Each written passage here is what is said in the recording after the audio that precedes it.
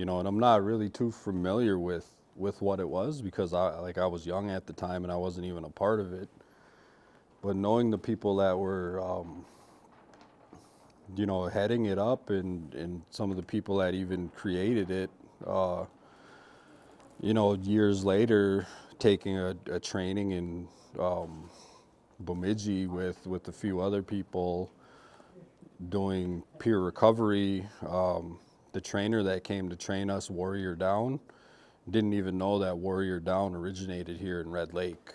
So I was watching the YouTube video that Jeff, Courtney, and Alex did with Lee Lusher. Yeah, so he was the person that was kind of in charge of that. And the information I gathered from what he talked about and some of the things he told me too, because he works over at the government center down the road here, and I ran into him one day and I was like, man, I want to sit down at some point and talk about, how you guys used to run it and what it was and stuff like that, And so he kind of gave me a brief little rundown on what it was, and he was talking about Adam Lusher and Adrian Lusher created it back in the late 80s. I think he said like 88 or 89 or something like that. And they created it for the youth. And part of what it is if you see somebody down, you want to get behind them, and I think they were working with like kids in the schools.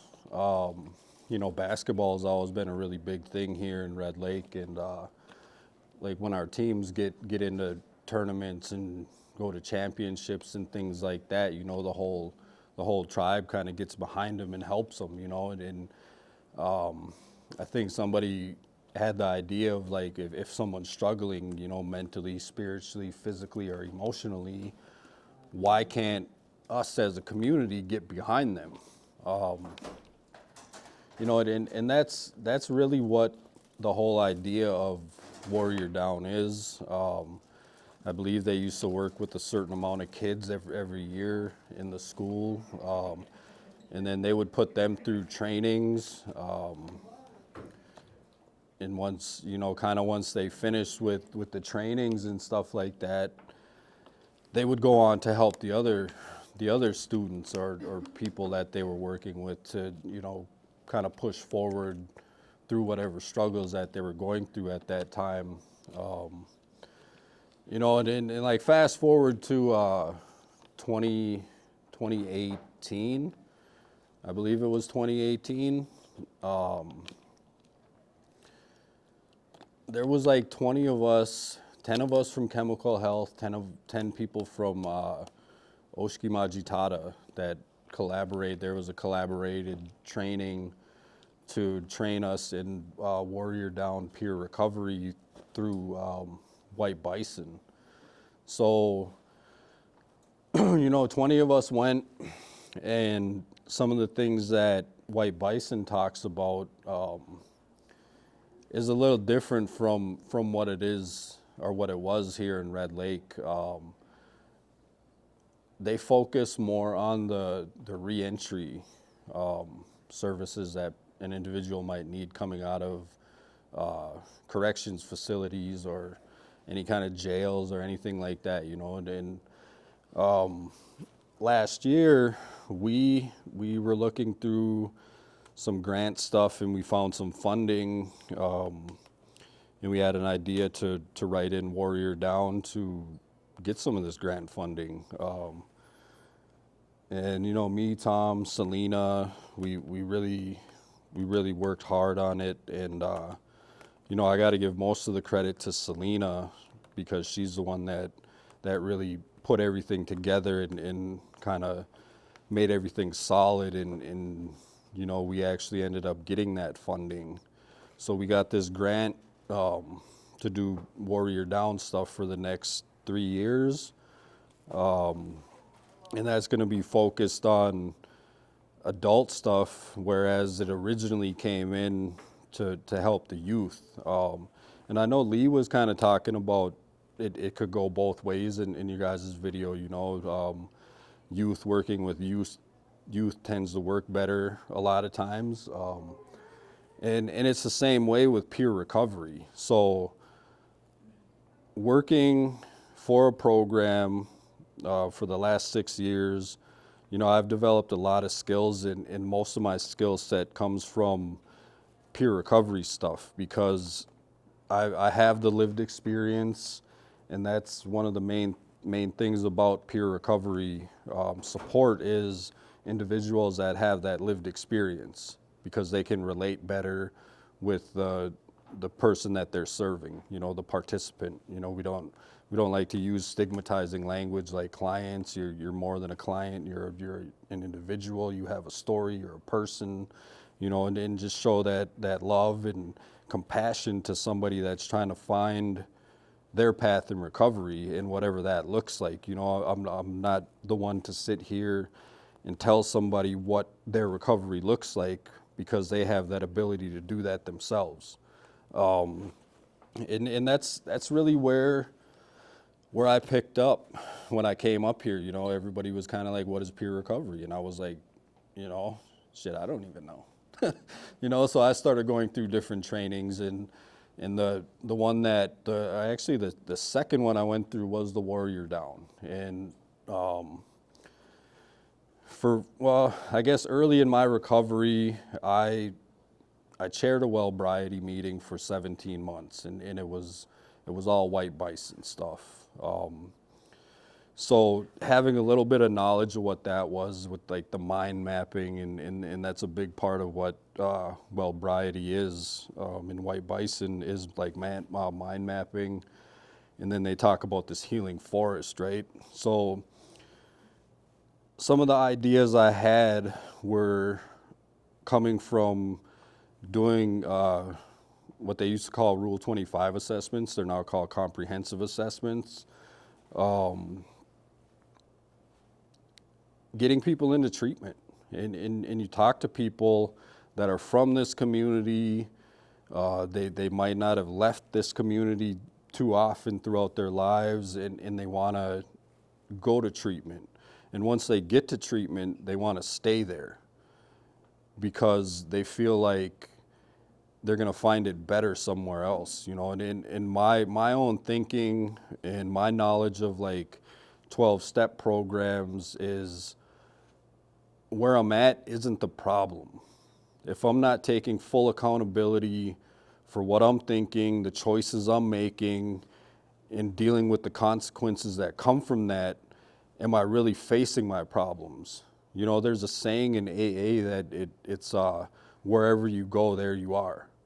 You know what I mean? So it's not like I could get an assessment here. I've lived in Red Lake all my life, and I'm going to go to New Way in Minneapolis, and life is just going to be butterflies and all that, Like, it's not like that because I'm still going to be there. I'm still going to have the thoughts that I have, and with mind mapping, what I really find that helps with that is you can identify certain things that you think about. And then you can branch off to like, why do you think that? And then why do you think that? You know what I mean? And it's a really good thing when we can sit here and think about our thinking, right? I think we're like the only species of anything on this planet that can like think about our own thinking, like think that we thought that, so we have like the most powerful tool inside our heads, you know what I mean? Whatever we're thinking is what we're gonna get. If we're thinking negative stuff all the time, we're probably gonna be back in the back of the room with everybody else that's thinking negative, But if we're thinking like, okay, I can do this, I have the means to do this, I just need to put forth that first step, we're gonna get that. So when we got the funding, we did a conference here in Redby in July. They called it Joanneman. So that was put on through the tribal council. in a bunch of different programs throughout the res here. And they did the first one, and then the second one, they asked me to present on the timeline of peer recovery services here in Red Lake. So I kind of talked about some of the things that we did over at Chem Health. You know, there was a group of us that started doing a lot of Sober Squad stuff. I know we got the founder right here. Let's give him a round of applause. You know what I mean? Sober Squad is a good thing, right? So Sober Squad is a good thing because like you can link with other people that are in recovery, and you don't have to feel ashamed because there's all kinds of people out here that are going through the same or similar issues, and you know we are our greatest untapped resource because we can relate to each other. So I put together that timeline, talked about the Sober Squad stuff, talked about meetings that we started here in the community. One of the biggest things that I talked about was we've never had any kind of space or anything like that for just recovery here in Red Lake besides Chemical Health or the treatment center.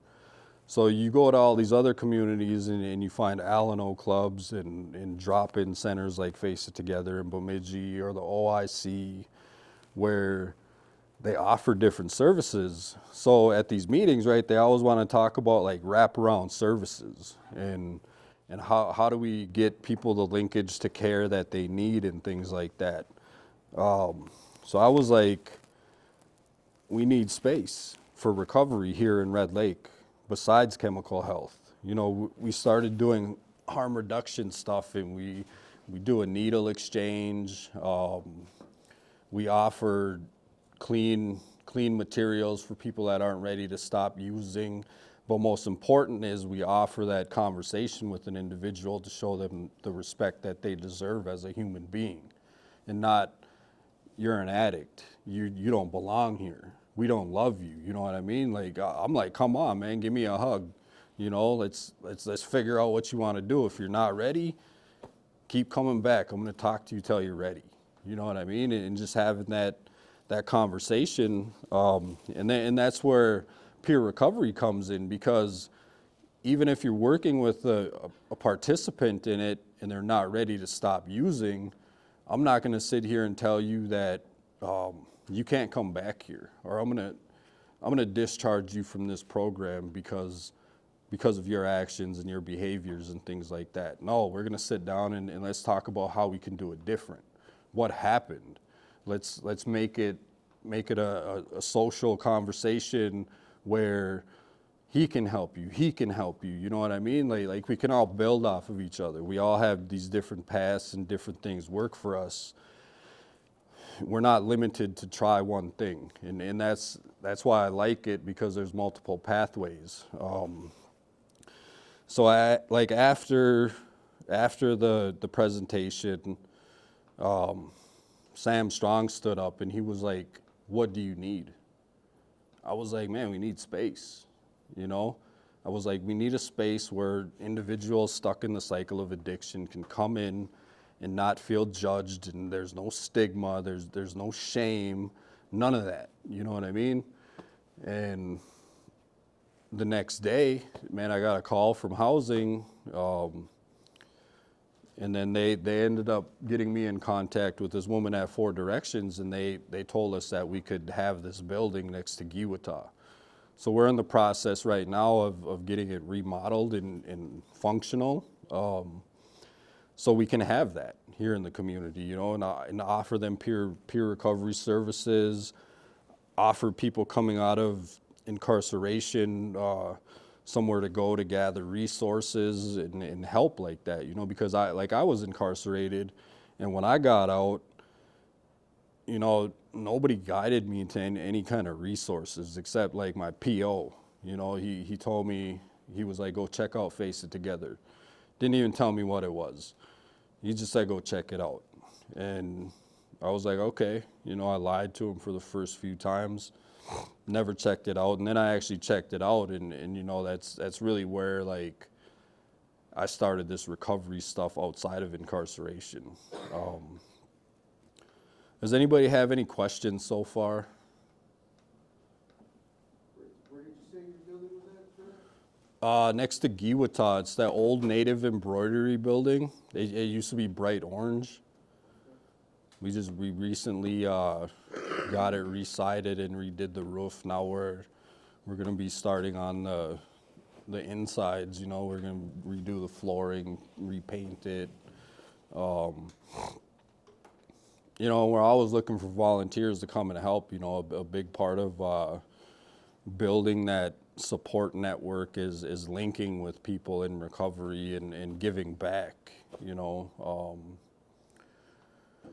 So basically, like, that's, I know we're only like 15 minutes in, but that's really like what Warrior Down is, man. Has anybody else ever heard of it before? You? Yeah, I have. That's my first time in recovery. Did you hear about the white bison, or was it? Yeah, I heard a little bit about the white bison. I also I took some training with white bison back before I even started in my addiction. You know, we went through a lot of training over in California. It was kind of, I think it was kind of different. It was more of a centered around the youth. Okay. And we used to go where they would train us about doing skits on different situations, and have the kids identify, like, I guess, the role that each individual would play in the family or play in the skit, whatever. So we did similar trainings like that, and then we also did one over in Bemidji. But Warrior Down, I got very limited knowledge about it. Yeah. I did hear about it. Yeah, so it sounds like that's how they used to do it back when it first started here. Just going off your guys' YouTube video, Lee talked about like taking 8 males, 8 females.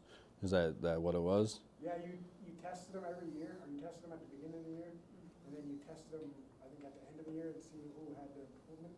Oh, okay. We did 10 of them. We did 10 males and 10 females, and then we tested them at the beginning of the school year, and then we brought them through our program, and then at the end of the year, we tested them again, and most of them had improvement. But we were funded through Ohio State, a grant through Ohio State. Okay, yeah, so another big part of like why we're trying to incorporate this into like re-entry in the adult environment is because we have a lot of recidivism here in Red Lake, and like when people go to jail, they get recommended to do comp assessments, and just having like programs like LEAD, they're doing a breakout session right now. It's just another resource to offer individuals to help them find what path is going to work for them, and just to let them know that there's support out here. Like Rod's a peer recovery specialist. I know Sarah, you had the training too, huh? Yep. So, there's a big difference in how like you can move as a peer recovery specialist rather than a counselor. And a lot of it is because of that lived experience and just that being able to relate with an individual because you've already found your path, and having that story of how you did it.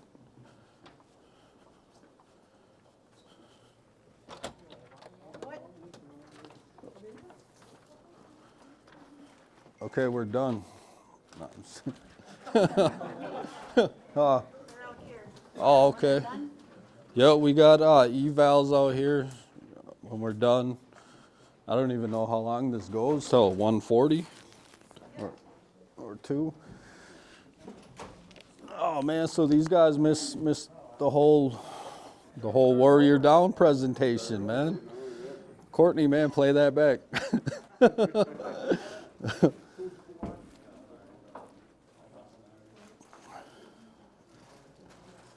No, but so it's really like for the people, man. And we're trying to work it to where people that are coming out of incarceration are gonna get involved to volunteer and eventually like try to get employment and things like that when other opportunities present themselves down the road. Because that's what it's about, right? It's like giving back, and you got to volunteer and give back until you're ready to make that commitment to help others.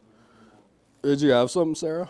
Yeah, I was gonna ask, like when the peer recovery, the building gets put up, will they need, like an assessment to go there? Yeah.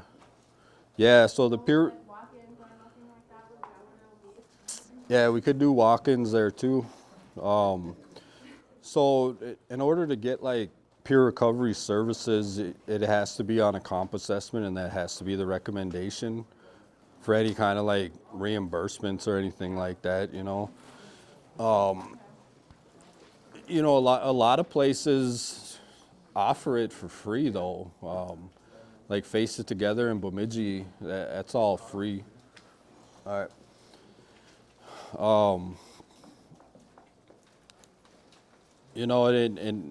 And as of right now, like I was put in charge of being the supervisor at that, and I don't know who's going to be the supervisor coming.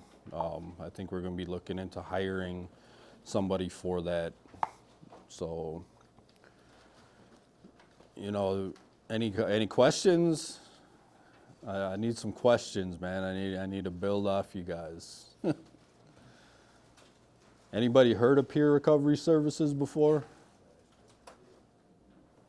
I just heard about it like when I was getting ready to get out of prison, and that's what they always encouraged me to push for because of like just like that talk out there, like it was my first time ever doing my assignments, my homework, and talking in front of people, and they just noticed like had an influence with the brothers in there, I could relate to everybody's story, It wasn't nothing that I ain't been through that they went through,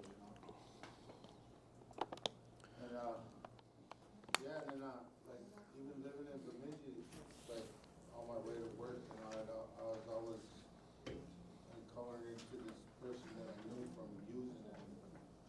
Appearance wise, you could tell I was really good, doing good, but still they stopped there and talked with me, and then once I dug more into it, started working with you guys, and I was like, shit, I've been doing that all along, man. And then ain't nothing, anything than just having a conversation with you people, man. Yeah. Being there for them, and I really enjoy that, and it makes my day complete, I can see someone, just one person, any person, Man. A minute, 5 minutes, whatever. Yeah, man. So that brings up a lot of stuff that I went through too, man, and why I believe in this stuff. With the incarceration, like thinking about reentry and things like that. I know that at a certain point of being released, you got the pre-release classes that you got to go through and things like that. But a majority of that stuff that you're hearing in the state facilities anyway is more focused towards like the metro area, and they don't really tell you anything that's going on up here in like greater Minnesota where it's more rural. And that's kind of where I struggled, even trying to find support when I got out. Like I wasn't doing anything for my recovery right away when I got out, and it was mainly because I didn't know what was going on. You know what I mean? And I didn't really get out to check anything out because I felt like if I go out, I'm gonna see people that are gonna want to influence me to go back. So in the experiences that I did have at that point with like Alano clubs and things like that, it was all older people, white people that I was unrelatable to. You know what I mean? And then when I found like Face It Together, it was like, man, these people are like my age and they're talking the same shit I'm talking. So being able to jump on that team at that point too, and take what I took from that and add my own stuff to it, really, really helped me coming up here to work. So that resource of the pre-release class that they do in the state facilities, man, that really needs to be revamped. And I believe that they're doing that because we have these RCOs, Recovery Community Organizations, and that's a peer recovery thing, like Minnesota Recovery Connection. They're actually going into the prisons now, and they're training offenders in peer recovery to come out and work at these different RCOs throughout the state as volunteers until they're ready to be in positions of employment, you know, because this kind of work takes a toll on people, you know, and if you're not taking care of yourself, you're worrying about everybody else's issues, you know, chances are you may not be successful in your recovery, you know. Sarah, are you dying to go back there? I was just gonna ask, what actually is peer recovery services? Peer recovery services? Man, I should have brought the presentation. I don't know, just for some people that don't know. Yeah, so There are people that don't really know. yeah, so peer recovery services are Is it only one-on-one? yeah. So for different reasons, it's one-on-one. You know, there could be peer recovery like events and gatherings and things like that. Like a lot of the stuff Sober Squad used to be is like peer support, right? It's just people in recovery like having fellowship, you know, developing relationships with other people to, you know, maybe use as support and things like that when they're struggling.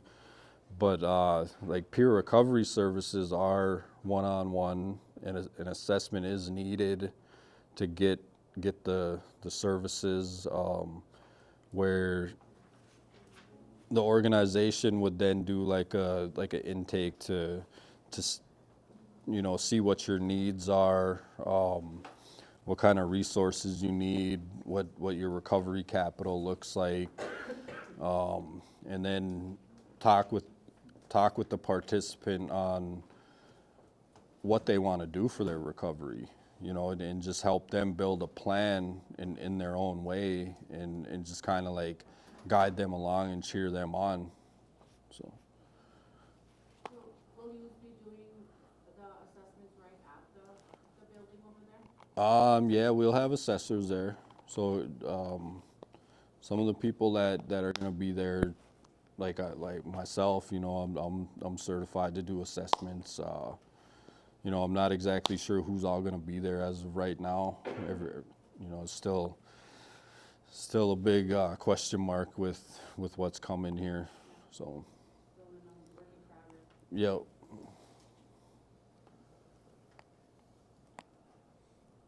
How many people can go there for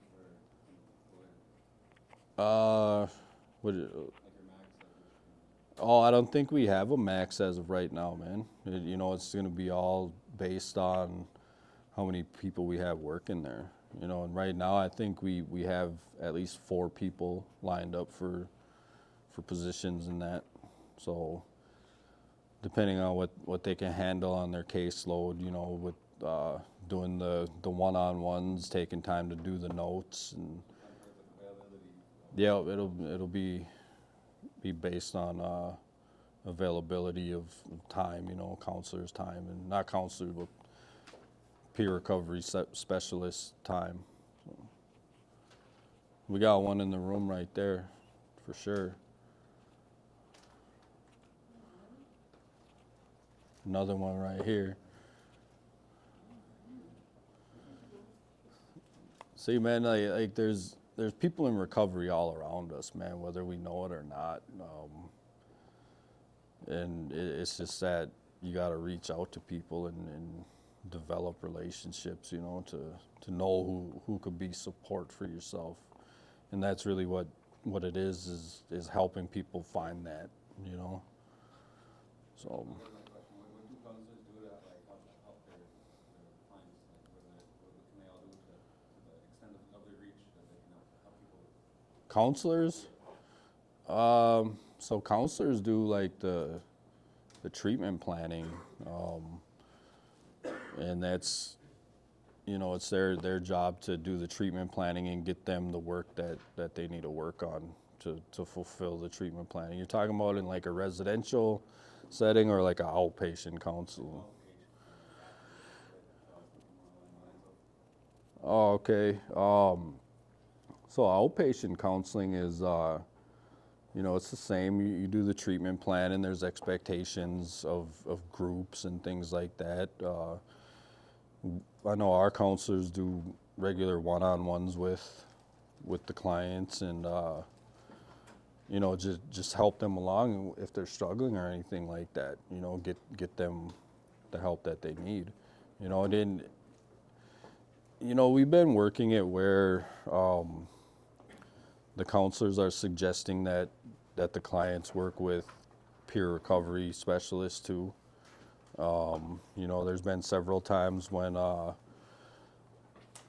some of the clients are struggling and the counselors call in peer recovery to help that person come up with a plan, you know, because they already have their treatment plan and it's just helping them, I guess, execute the goals in that treatment plan. So, does that answer your question? Good. Any other questions? When do you guys open, or when do you guys start your program? Oh man, you know, I've been getting referrals for it, and right now everything is kind of just over the phone, since we don't really have the location up and ready yet. I'm hoping by mid-February. I'm hoping. There's a lot of work that we have to do in there, so mid-February, I'm gonna say. You looking for services? I don't know, I'm like 5 months pregnant, and so I don't really know what's in the area, besides Ocean. Okay. Yeah, so we're gonna be doing support groups and things like that there too in the evenings. Yeah, so right. Eventually, yeah, eventually we'll be doing activities. We'll be doing like a monthly dinner with prizes and things like that. You know, people come and, you know, probably people sharing their stories, different things like that. You know, I don't know, man. There's a lot of things that we're gonna be able to do with this. It's just a matter of getting in the building right now to figure it all out. And who's gonna play what parts is really what we got to work on right now. And that's really where I'm at with everything, is just trying to find the right people for the right spot, you know. Because everybody in here deserves a chance, you know, and whether it's how you want to do it or you know, even court ordered people are going to be coming through. So in the training that I had, you know, there's a lot of hoops that people got to jump through. And with the Warrior Down stuff that we're going to be implementing is the reentry stuff, right? Because of the recidivism issues that we have here in Red Lake. You know, a lot of people are just going to be there because they have to be there, you know, and it's like, how do you really deal with somebody like that, you know? Like how do you have a conversation about recovery with somebody that doesn't even want recovery, you know? Like how would you go about that? Like, Beav, how would you go about that? How would you go about that, man? Like somebody is court ordered and you have to talk with them and they're just like, I'm here just because I have to be here. Everything sucks. Like life is, you get where I'm coming from. Am I being a counselor or am I becoming a peer recovery. I don't know, I just try to see if I can talk to them, you know, going inpatient or whatever, talk to them, tell them how it is in an inpatient treatment center. and just see if he'll go there. If not, see if he'll go to outpatient, get him in line with outpatient, get him a Rule 25 done and assessment done. Okay. That's Curtis now. Oh man, so you know what I would do is like I like a lot of different things, right? Like I like sports, I like movies, I'm into making music, I listen to a lot of music. I try to do like graphic design. I like to like try to make T-shirts, and I like to do all kinds of things, right? So like, who says recovery has to be limited to talking with a counselor or going to a AA meeting or anything like that? You know what I mean? Man, I would just be like, man, if everything sucks, tell me something that you like. What do you like to do? You know? It's nice out today, man. Let's talk about the weather. You like playing basketball? Let's go shoot some hoops.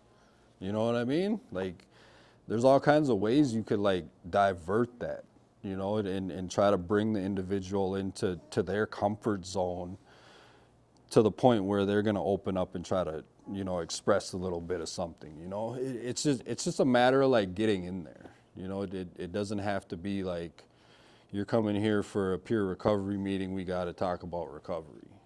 Shit, I probably like what you like. Let's talk about that, because I'd rather talk about that too. You know what I mean? It's pretty simple, right? Like, when you think about it, like everybody is different, but the same in a sense. So, you know, if they don't want to come to the peer recovery meeting, chances are they're not going to want to go to treatment. You know, so that's the last thing I would talk to them about.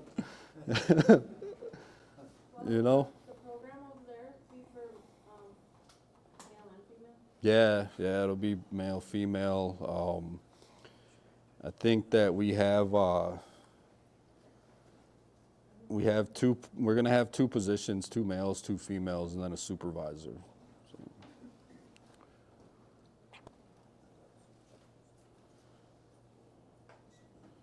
What's up, Courtney? You looking at my eyes over there, man? So, anybody else got questions? Yo. Could recovery have things to do with like podcasts or videos or making beats or For sure, man. I make beats, man. Dude, I make beats. Like, I started making beats in 1999, right? So that's a really long time ago.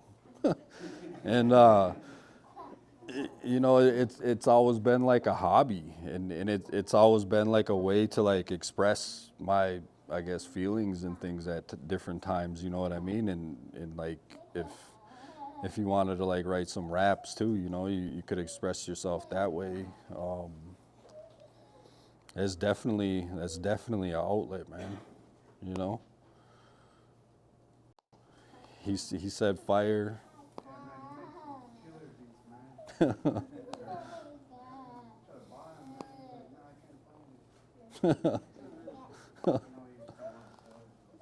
Oh man. So man, so I'm a big shoe enthusiast, right? And I was going through a move a few years back, and I had like 35 pairs of shoes and like a couple different computers and a bunch of different like home stuff in the storage unit, man. And it got broken into, man. It all got stolen. So I lost like 2 computers full of like years worth of beats that I put together. And the one you asked for happened to be on one of those computers, man. Yeah. So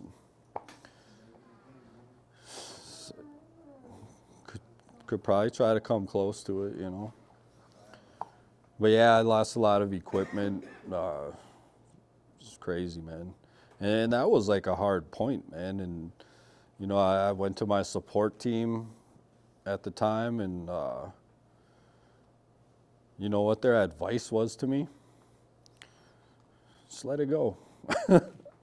You know, like I was talking about it, man, and like I was at a meeting one night and I was like mad, and I was like, I just lost all this stuff, and you know, I was like, what do I do? And dude was like, just let it go, you know, and I was like, the fuck you mean let it go? You know, can't let it go. And you know, that was probably like the best thing, man, because I stopped thinking about it. You know, I got over it and started all over again, man. And it was really a struggle learning, you know. But and then I worked with peer recovery people at that point, man. You know, a lot of people seeing that I was struggling because of that, and my support really helped me through it, you know. And that's what peer recovery and Warrior Down is, you know. It's like getting behind people and helping them when they're down, you know. That was a really low point, you know. Recently lost my mom, and you know, there was family was there behind me, and friends, and you know, everybody, you know, really got behind me and helped me through that, man. I seen Lee talking about grief in that video you guys did, and that's a really big part of